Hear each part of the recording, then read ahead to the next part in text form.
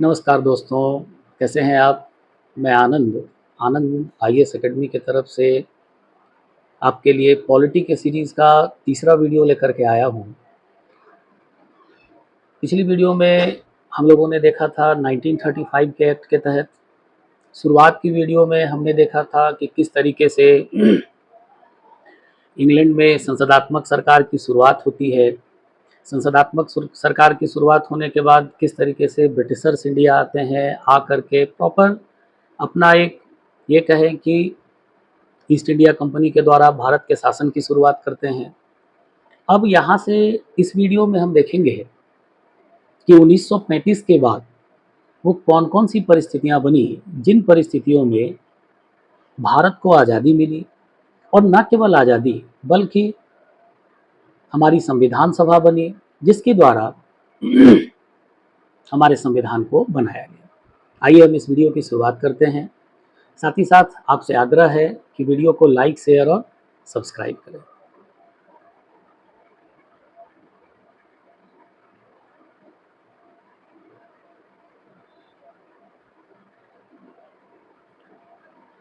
अब देखिए 1935 के बाद 1935 के बाद जो अगली चीज़ आती है, अब इसके साथ साथ भी पैरेलल की एक घटना है। सेकेंड वर्ल्ड वॉर की शुरुआत हो जाती है, द्वितीय विश्व युद्ध की शुरुआत हो जाती है।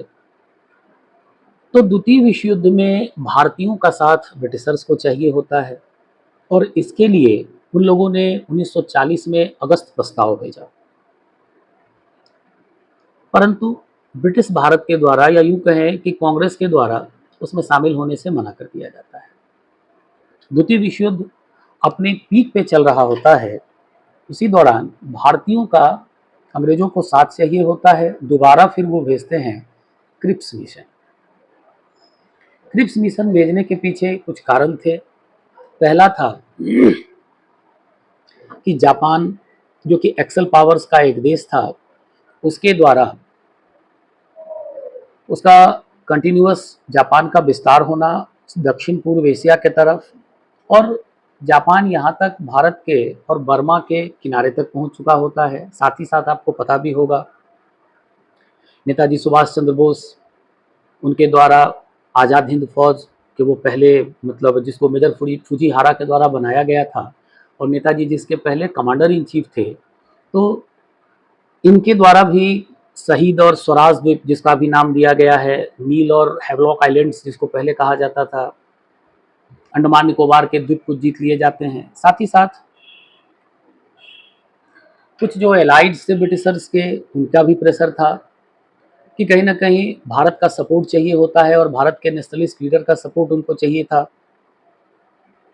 इसी के वजह से क्रिप्स मिशन भारत आता है और इसके हेड थे सर स्टेफोर्ड क्रिप्स, जो कि ब्रिटिश वॉर कैबिनेट के एक मेंबर थे। इसके प्रोविजंस क्या सब थे? इनका कहना था कि द्वितीय विश्व युद्ध की समाप्ति के बाद भारत को क्या दिया जाएगा? डोमिनियन स्टेटस का दर्जा दिया जाएगा और भारत को ब्रिटिश कॉमनवेल्थ के साथ फ्री होना और स्टे जुड़ करके रहना, जो भी भारत को स्वीकार हो भारत वो कर सकता है। साथ ही साथ इसमें कहा गया कि द्वितीय विश्व युद्ध के समाप्ति के बाद जो संविधान बनाया जाएगा, इसके लिए ब्रिटिश प्रोविंस के जो मेंबर्स हैं उनको रखा जाएगा और जो प्रिंसली स्टेट्स के मेंबर्स हैं उनको रखा जाएगा। और साथ ही ये भी कहा जाता है कि ऐसा कोई प्रोविंस जिसको कि ये ब्रिटिश संविधान स्वीकार्य नहीं होगा, वो अपना संविधान नहीं बना सकता है।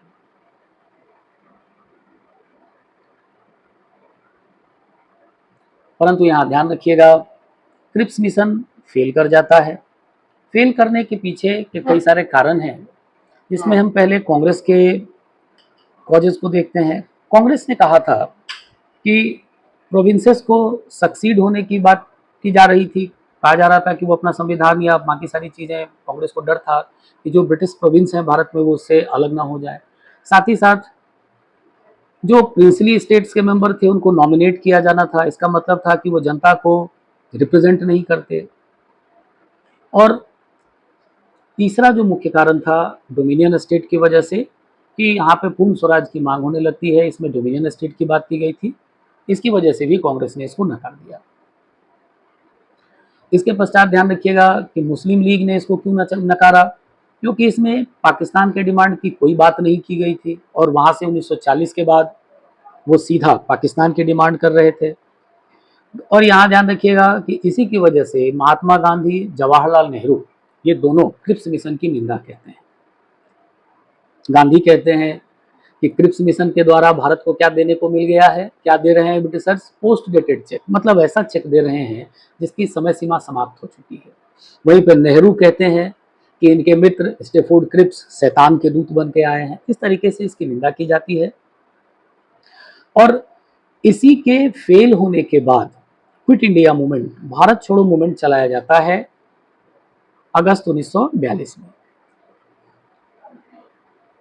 इसके बाद हम देखते हैं कि जो अंग्रेजों के द्वारा अगला प्रयास किया गया था वो था वेबल प्लान और शिमला समझौता। ये दोनों के दोनों मित्रों 1945 में हुए थे। इसके पीछे जो वायसरॉय थे लॉर्ड वेबल, ये चाहते थे कि जो राजनीतिक गतिरोध बना है द्वितीय विश्व युद्ध के पश्चात, उसकी समाप्ति के पश्चात भारत में, कि उसको समाप्त किया जाए और वायसरॉय के एग्जीक्यूटिव काउंसिल को बनाया जाना चाहिए। इसके लिए यहाँ पे ऑल इंडिया काउंसिल की बात इसमें की गई थी कि वायसरॉय को छोड़ के और कमांडर इन चीफ को छोड़ के एग्जीक्यूटिव काउंसिल के जितने मेंबर होंगे ये सभी भारतीय होंगे। उसके बाद इसमें कहा गया था कि जो हिंदू हैं और मुस्लिम्स हैं इनको इक्वल रिप्रेजेंटेशन दिया जाएगा इसमें मत देने को, और वीटो पावर, ये वीटो मतलब जो अभी के डेट में प्रेसिडेंट के पास है, ये शक्ति किसके पास होगी, ये शक्ति, इसकी बात की गई कि ये शक्ति वायसरॉय के ही पास में रहेगी। अब यहां भी इस मैटर को लेकर के, वेबल प्लान को लेकर के शिमला समझौता होगा, लेकिन शिमला समझौता भी फेल होगा। गांधी भी शिमला में ही होंगे लेकिन शिमला समझौता फेल हो जाता है, जिसके पीछे कुछ तर्क थे।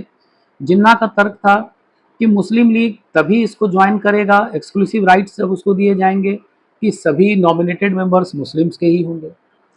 कांग्रेस ने कहा कि जितने भी इंडियंस हैं रिलीजन के आधार पर उनको नॉमिनेट नहीं किया जाना चाहिए, उनका मानना था कि चुनाव होना चाहिए। लेकिन वेबल, ध्यान रखिएगा कि इंड करते हैं कॉन्फ्रेंस को मुस्लिम लीग को वर्चुअल वीटो पावर देकर के, जो कि एक्सेप्टेबल नहीं था, जिसकी वजह से यह शिमला समझौता भी समाप्त हो जाता है, अगस्त प्रस्ताव भी समाप्त हो जाता है। इसके पश्चात 1946 में साथियों आता है कैबिनेट मिशन प्लान। और कैबिनेट मिशन प्लान, ध्यान रखिएगा कि भारतीय संविधान और संविधान निर्मात्री सभा जो मूल रूप से बनी थी वो कैबिनेट मिशन प्लान के ही आधार पर बनी थी। इसको लाने के पीछे जो मेल लाया गया था, मार्च 1946 में इसको भारत भेजा जाता है। उस जमाने में इंग्लैंड के प्रधानमंत्री हुआ करते थे प्राइम मिनिस्टर क्लेमेंट एटली, जो कि भारत में पीसफुल तरीके से ट्रांसफर ऑफ पावर चाहते थे, शक्ति को के बंटवारे को चाहते थे। यहाँ ध्यान रखिएगा कि कैबिनेट मिशन में 3 मेंबर्स थे इसके। लॉर्ड पेंथिक लॉरेंस थे जो कि सेक्रेटरी ऑफ स्टेट्स थे भारत के, स्टेफोर्ड क्रिप्स थे जो कि उस जमाने में प्रेसिडेंट थे बोर्ड ऑफ ट्रेड के, और एवी अलेक्जेंडर थे जो लॉर्ड थे एडमिरलिटी के। ये तीनों आएंगे और इन्होंने कहा कि भारत में क्या किया जाना चाहिए, ड्राफ्ट किया जाना चाहिए कॉन्स्टिट्यूशन आजाद भारत के लिए। और इसी के लिए उन्होंने कहा था कि एक अंतरिम सरकार को भी बनाया जाना चाहिए जो कि सभी पॉलिटिकल मेजर जो पार्टीज थे उनसे बनना था। यहाँ ध्यान रखिएगा कि इसके द्वारा, दिस इज वेरी इंपॉर्टेंट, कि कैबिनेट मिशन के द्वारा पाकिस्तान की मांग को खारिज कर दिया जाता है साथियों। ठीक है, कि इन्होंने कहा कि पाकिस्तान बनाना संभव नहीं है किसी भी दृष्टि से, न तो एडमिनिस्ट्रेटिव प्रशासनिक दृष्टि से, न तो आर्थिक दृष्टि से, न तो मिलिट्री के दृष्टि से। तीनों ही तरीके से पाकिस्तान की मांग को खारिज कर दिया जाता है। अब हम देखते हैं कि कैबिनेट मिशन प्लान में 3 टायर स्ट्रक्चर बताया गया था भारत के लिए। ये 3 टायर स्ट्रक्चर था कि इसमें जो सेंटर था हमारा उसको थोड़ा कमजोर किया गया था, कि इसको केवल अमेरिका के पैटर्न पे, फेडरेशन के मॉडल पे इस पे रखा गया था कि इसको केवल 3 चीज़ों को कंट्रोल करने का अधिकार होगा, डिफेंस को, फॉरेन अफेयर्स को और कम्युनिकेशंस को। बाकी सारी चीज़ें जो प्रोविंस थे उनको दिया गया था। साथ ही साथ जो रेजिडुअरी पावर्स थे, रेजिडुअरी पावर्स के लिए कहा गया था कि ये प्रोविंसेस को दिए जाएंगे, मतलब आज के राज्यों को दिए जाएंगे। और जो प्रोविंसेस का डिवीजन था, इसके लिए 3 तरीके बनाए गए थे, 3 भागों में बांटा गया था, group A, group B and group C. Group A में नॉन मुस्लिम प्रोविंस थे, जिसमें मद्रास, बम्बई, उत्तर प्रदेश, बिहार, सेंट्रल प्रोविंस और उड़ीसा को शामिल किया गया था। ग्रुप बी में मुस्लिम मेजोरिटी के प्रोविंस शामिल किए गए थे, जिसमें पंजाब था, नॉर्थ वेस्ट फ्रंटियर प्रोविंस था और सिंध को रखा गया था। और नॉर्थ ईस्ट के कुछ मुस्लिम प्रोविंसेस को ग्रुप सी में रखा गया था, जिसमें बंगाल और असम मेन थे।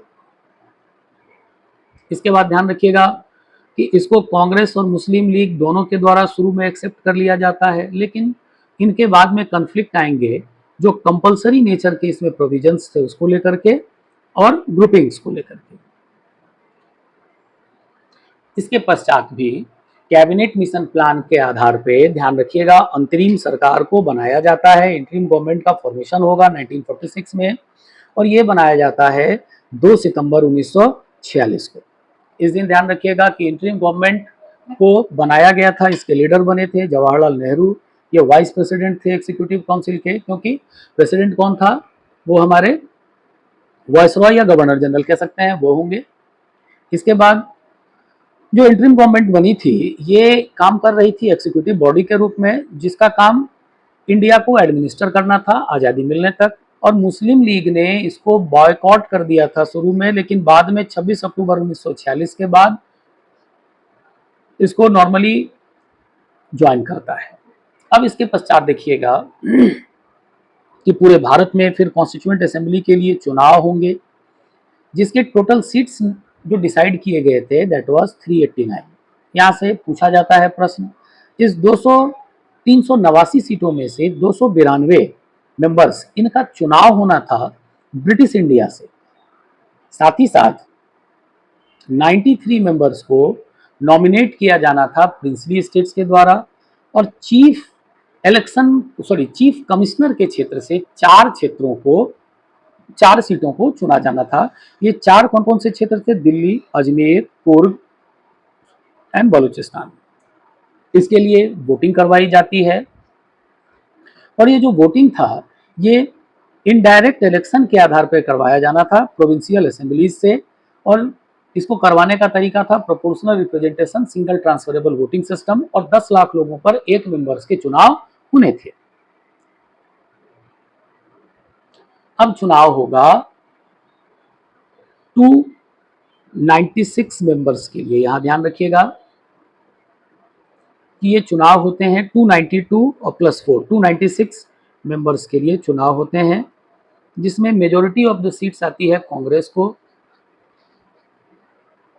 मुस्लिम लीग को बहुत कम सीटें आती हैं, 73 के अराउंड सीटें आती हैं। इसीलिए मुस्लिम लीग जब उसको जिन्ना को लग जाएगा कि अब यहाँ से उसकी सरकार नहीं बनेगी, तो प्रॉपर तरीके से मुस्लिम लीग के द्वारा इसमें शामिल होने से मना कर दिया जाएगा और मना कर दिए जाने के पश्चात सीधी कार्यवाही दिवस मनाएंगे कि अब पाकिस्तान से कम उनको कुछ नहीं चाहिए होता है और वो फिर पाकिस्तान की डिमांड को लेकर के चले जाएंगे। इसके पश्चात ध्यान रखिएगा कि अब यहाँ पे जो हमारा फिर बनेगा कॉन्स्टिट्यूएंट असेंबली। अब पाकिस्तान मुस्लिम लीग पाकिस्तान को लेकर के अलग हो जाएगी और जो बाकी मेंबर्स बनेंगे 299 मेंबर्स बच जाते हैं। यहाँ ध्यान रखिएगा कि ये जो 299 मेंबर्स फिर बचेंगे, ये 299 मेंबर्स मिलकर के क्या करते हैं, कॉन्स्टिट्यूएंट असेंबली को फॉर्म करते हैं। यहाँ ध्यान रखिएगा कि इन मेंबर्स के द्वारा जो फर्स्ट मीटिंग होती है, ये पहली मीटिंग होती है 9 दिसंबर 1946। इस दौरान 211 मेंबर्स इसको अटेंड करेंगे और इसी दिन ध्यान रखिएगा कि टेम्पररी हेड चुने जाते हैं डॉक्टर सच्चिदानंदन सिन्हा। ये कॉन्स्टिट्यूएंट असेंबली के सबसे बुजुर्ग व्यक्ति थे। इसके पश्चात 2 दिनों के बाद परमानेंट ऑफिसर्स का चुनाव होगा 11 दिसंबर 1946 को। इस दिन इसके हेड चुने जाते हैं डॉक्टर राजेंद्र प्रसाद, जो कि राजेंद्र बाबू को बाद में जाकर के फर्स्ट प्रेसिडेंट भी बनाया जाता है।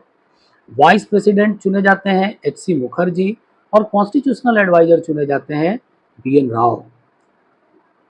इसके पश्चात ध्यान रखिएगा कि ऑब्जेक्टिव रेजोल्यूशन आएगा। ये काफ़ी इंपॉर्टेंट है कि संविधान बनाने के हमारे उद्देश्य क्या है। ये कॉन्स्टिट्यूशन मतलब ऑब्जेक्टिव रेजोल्यूशन कौन लेकर के आएगा, तो 13 दिसंबर 1946 को पंडित जवाहरलाल नेहरू के द्वारा लाया जाता है।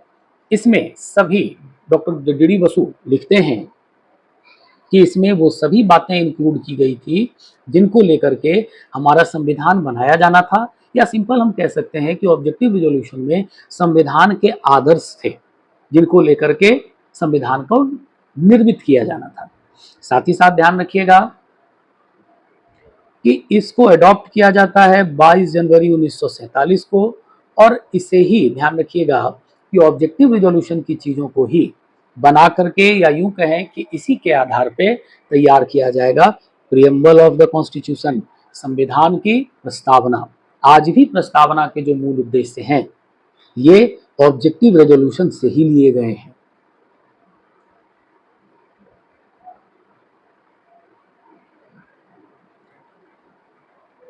इसके पश्चात साथियों, संविधान निर्मात्री सभा का अपना काम होता है। संविधान निर्मात्री सभा को कई सारे डिपार्टमेंट्स, या ये कहें कि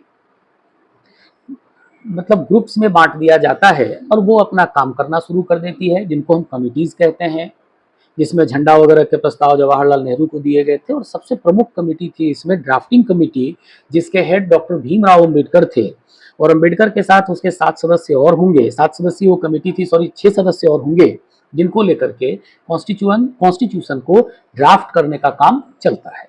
इसी के पैरेलल में ध्यान रखिएगा कि अंतिम गवर्नर जनरल भारत आते हैं लॉर्ड लुईस माउंटबेटन। माउंटबेटन को भारत भेजने के प्रति वजह ही यही था कि बेसिकली किस प्रकार से भारत में डेडलॉक को खत्म करके भारत को आज़ादी दिलाई जाए। ये मार्च 1947 में आएंगे कि स्विफ्ट ट्रांसफर ऑफ पावर, तेजी से किस प्रकार से भारत को पावर ट्रांसफर किया जाए, इसके प्रोविजंस थे पार्टीशन एक्सेप्टेड। माउंटबेटन प्लान लाया जाएगा 3 जून 1947 को। इसमें पहली बार पाकिस्तान के पार्टीशन को एक्सेप्ट किया जाएगा और इसमें कहा जाएगा कि 2 डोमिनियंस बनेंगे, इंडिया एंड पाकिस्तान। साथ ही साथ एक बाउंड्री कमीशन बनाई जाएगी जिसको कि हम नॉर्मली रेड क्लिफ लाइन कहते हैं, और आपको पता होगा कि रेड क्लिफ लाइन भारत और पाकिस्तान के बीच है। तो रेड क्लिफ लाइन क्या करेगा, भारत और पाकिस्तान के बीच के क्षेत्रों को विभाजित करने का काम करेगा। मेनली बंगाल और पंजाब यहाँ डेडलॉक था, उसको ये बांटने का काम करेगा। प्रिंसली स्टेट्स को भी कहा गया कि इनको ये चॉइस दिया गया कि ये या तो भारत को ज्वाइन करें या तो पाकिस्तान के डोमिनियन को ज्वाइन करें, और या तो चाहे तो इंडिपेंडेंट भी रह सकते थे। यही माउंटबेटन प्लान की सबसे खतरनाक बात थी, जो कि बाद में जाकर के काफी झगड़ों की जड़ बनेगी और यहाँ पावर ट्रांसफर के समय में काफी दिक्कत भी करेगा। इंस्ट्रूमेंट ऑफ एक्सेशन बनेगा, जिसको लेके दिक्कत होती है यहाँ पे। और इसके पश्चात ये कहा गया कि date of transfer of power, Bharat में शक्ति का हस्तांतरण किस दिन किया जाएगा, 15 अगस्त 1947 तक। इसके आउटकम क्या निकले, बोथ इंडियन नेशनल कांग्रेस और मुस्लिम लीग दोनों ही इसको एक्सेप्ट करेगा और यहीं से इमीडिएट लेजिस्लेशन बनाया जाएगा जो कि लंदन में बनेगा। इसके पश्चात देखते हैं साथियों हम कि इंडियन इंडिपेंडेंस एक्ट आता है 1947 का। इसको माउंट ईस्मा प्लान भी कहा जाता है और डिकी बर्ड प्लान भी कहा जाता है, क्योंकि ये लोग इसको बनाने वाले थे। इसको पास किया जाएगा ब्रिटिश पार्लियामेंट के द्वारा जुलाई 18, 1947 को।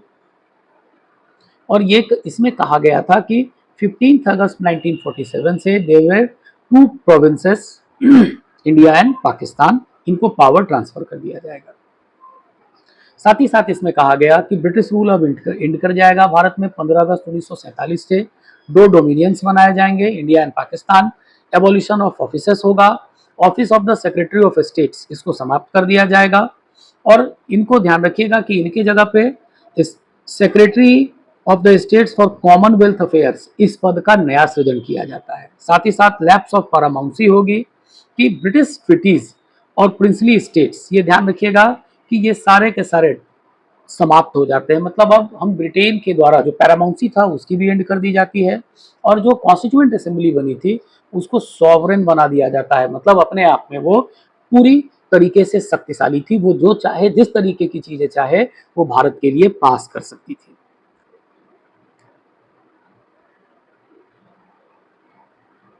और इसी के बाद आता है इंडियन इंडिपेंडेंस एक्ट 1947। यहाँ ध्यान रखिएगा कि इसके द्वारा जो कॉन्स्टिट्यूएंट असेंबली थी इसको दो काम दिए जाते हैं, या ये दो प्रकार का काम करता है।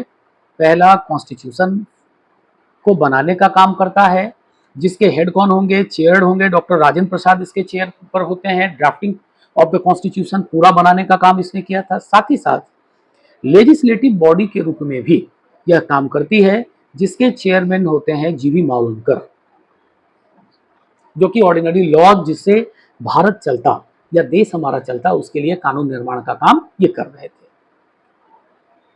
इसके बाद कुछ एग्जीक्यूटिव चेंजेस भी यहाँ से होंगे। Design to the governor general of India and provincial governors as the constitutional and the nominal heads. अब कहा गया कि जो गवर्नर जनरल भारत के हैं और प्रोविंस के जो गवर्नर जनरल हैं ये कॉन्स्टिट्यूशनल हेड्स के रूप में माने जाएंगे। एम्परर ऑफ इंडिया और रॉयल टाइटल्स ऑफ इंग्लैंड इनको समाप्त कर दिया जाता है, और एम्पावर्ड दोनों ही डोमिनियन को यहां से एम्पावर कर दिया जाता है, भारत और पाकिस्तान को, कि वो ब्रिटिश कॉमनवेल्थ के साथ या तो रहें या तो छोड़ें, लेकिन अपना संविधान वो बना सकते हैं।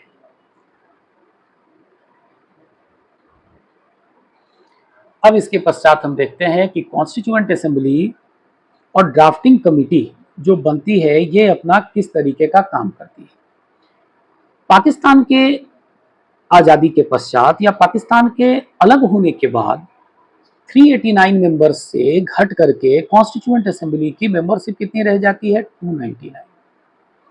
इसमें से ब्रिटिश इंडिया के जो प्रोविंसेस थे इनकी जो मेंबरशिप थी ये 296 से घट करके 229 रह गई थी, और प्रिंसली स्टेट्स जो बचे थे साथियों इनकी संख्या 93 से घट करके 70 हो जाती है।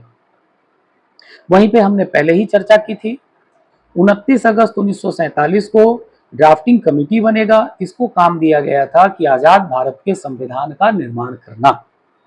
इसके चेयरमैन होंगे डॉक्टर भीमराव अंबेडकर, और इसके जो मेंबर्स होते हैं यहाँ ध्यान रखिएगा कि Ambedkar, Gopal Swami Ayyangar, Alladi Krishna Swami Ayyar, K M. Munshi, Syed Mohammad Saadulla, N Madhavrao and T T. Krishnamachari, ये इसके सदस्य होते हैं। इनके द्वारा भारतीय संविधान को प्रॉपर बनाया जाता है। उस जमाने में जितने भी संविधान थे सारी चीजों को ग्रेनविल ऑस्टिन इसमें बहुत बढ़िया लिखते हैं कि दुनिया के लगभग 150 देशों के संविधान को प्रॉपर एनालाइज किया जाता है भीमराव अंबेडकर के द्वारा। एनालाइज करने के बाद उसको गवर्नमेंट ऑफ इंडिया या भारत की नीड्स के अनुसार से हम उसको इनेक्ट करने का काम करते हैं। मेनली जो संविधान का आधार था वो था गवर्नमेंट ऑफ इंडिया एक्ट 1935, जिसके साथ साथ हमने कैनेडियन मॉडल को अपनाने का काम किया था। क्यों अपनाने का काम किया था, तो इसके पीछे की वजह थी कि to maintain unity among diversity. साथियों आज भी हम देखते हैं कि भारत में राष्ट्र निर्माण के साथ कई सारी समस्याएं हैं, तो सोच लीजिए 1947 में क्या हाल रहा होगा। इसी के वजह से अखंड और अक्षुण्ण भारत को बनाया जाए, इसके लिए कनाडा के मॉडल को अपना करके यूनियन को हम भारत में इंप्लीमेंट करते हैं। अब यूनियन का क्या मतलब होगा, कैसे है, इन चीजों को हम आगे पढ़ेंगे। और इसके बाद ध्यान रखिएगा कि हमारे कॉन्स्टिट्यूशन का पहला ड्राफ्ट इंट्रोड्यूस किया जाता है 4 नवंबर 1948 को डॉक्टर भीमराव अंबेडकर के द्वारा। इसके बाद इसके मतलब इस पे डिबेट्स होते हैं, फर्स्ट, सेकेंड और थर्ड। सेकेंड डिबेट जो कि सबसे बड़ा था, 1 साल करीब उसमें लगता है। कॉन्स्टिट्यूशन के एक एक प्रोविजंस पे उस पर डिटेल डिस्कशन होता है, क्या क्या चीज़ें रखनी चाहिए, किन चीज़ों को हटाना चाहिए, किन चीज़ों को इम्प्लीमेंट करना चाहिए, सारी उस पर चर्चाएं होती हैं। इसके पश्चात हम क्या करते हैं, अपने कॉन्स्टिट्यूशन को एडॉप्ट करते हैं 26 नवंबर 1949 को, और इसी देश को साथियों हम अपना संविधान दिवस मनाते हैं। आज भी संविधान दिवस 26 नवंबर 1949, 26 नवंबर 1949 को मनाया जाता है। इसमें ध्यान रखिएगा कॉन्स्टिट्यूएंट असेंबली के 299 में से 284 मेंबर्स प्रेजेंट थे जो कि इस पे साइन करेंगे।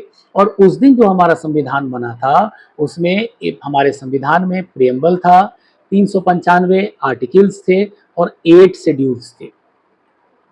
अब यहाँ ध्यान रखिएगा कि पूरे का पूरा संविधान 26 जनवरी 1950 को लगाया जाएगा, जिसको हम लोग गणतंत्रता दिवस के रूप में मनाते हैं। इसके पीछे पूर्ण स्वराज की परिकल्पना थी। 26 जनवरी 1930 को पंडित नेहरू के द्वारा लाहौर डिक्लेरेशन में जो बताया गया था उसको हमने फॉलो किया। और यहाँ पे 26 नवंबर 1949 के बाद 15 आर्टिकल्स को हम उसी दिन से इमीडिएट प्रभाव से लगा देते हैं, जिसमें सिटीजनशिप के रिगार्डिंग जो आर्टिकल्स थे, इलेक्शंस के रिगार्डिंग जो आर्टिकल्स थे, प्रोविजनल पार्लियामेंट के रिगार्डिंग जो आर्टिकल्स थे और टेम्पररी प्रोविजंस थे 5, 6, 7, 324 एक्सेट्रा, मतलब 15 आर्टिकल्स को लगाया गया था। और फर्दर जो हम प्रॉपर कॉन्स्टिट्यूशन को लगाते हैं 26 जनवरी 1950 को लगाते हैं। इसमें ध्यान रखिएगा कि इसी दिन हम सॉवरेन डेमोक्रेटिक रिपब्लिक कहलाए और इसको चूज करने की वजह पूर्ण स्वराज का दिवस था 1930 का।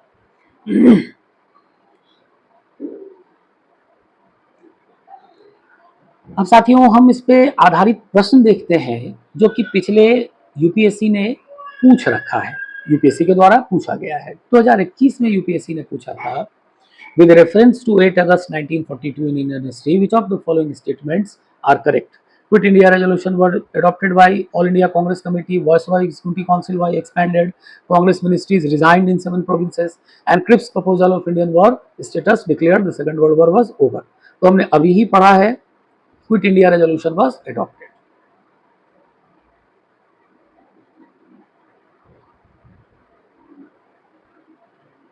नेक्स्ट क्वेश्चन है 2017 का साथियों कि कैबिनेट मिशन से रिगार्डिंग कौन सा स्टेटमेंट सही है। It recommended a federal government, it enlarges the power of the Indian courts, ऐसा कुछ नहीं था, अभी हम लोगों ने पढ़ा है। It provided for more Indians to ICS, ऐसा भी कुछ नहीं था। Only one is correct. Third question है साथियों 2014 का, the plan of sir Stafford Cripps envisaged after the Second World War. India should be granted complete independence. India should be partitioned before granting independence. India should made a republic with the condition that she will join the Commonwealth. India should given a dominion status. अभी हमने देखा है complete independence गलत है, भारत को आज़ाद कर दिया जाएगा, पार्टीशन कर आज ये बांट दिया जाएगा आज़ादी से पहले, ये भी गलत है। कि भारत को कॉमनवेल्थ ज्वाइन करना है, ये भी गलत है। करेक्ट आंसर इज डी कि डोमिनियन स्टेटस, जिसको लेकर के अभी हम लोगों ने पढ़ा है कि काफी गतिरोध होता है। इसके साथ साथियों framing of the constituent assembly वाला टॉपिक हमारा कंप्लीट होता है और आज के इस वीडियो को मैं यही खत्म करता हूं। रिगार्डेड आपको यदि कोई क्वेरीज है, कुछ कमेंट करना चाहते हैं तो आपके कमेंट्स सराखों पर हैं, आप आसानी से हमारे नंबर जो कि दिए गए हैं आप उस पर कमेंट कर सकते हैं। फर्दर हमारे क्लासेस भी चालू हो रहे हैं, पीएसआईआर ऑप्शनल का बैच और UPSC GS paper 2 polity, governance, international relations और सोशल जस्टिस, इसके भी बैचेस स्टार्ट कर रहे हैं। यूपीएससी के भी, बीपीएससी के क्रैश कोर्सेस स्टार्ट हो रहे हैं। जिन बच्चों को इससे रिगार्डिंग कोई क्वेरीज हो तो पूछ सकते हैं। धन्यवाद। जय हिंद, जय भारत।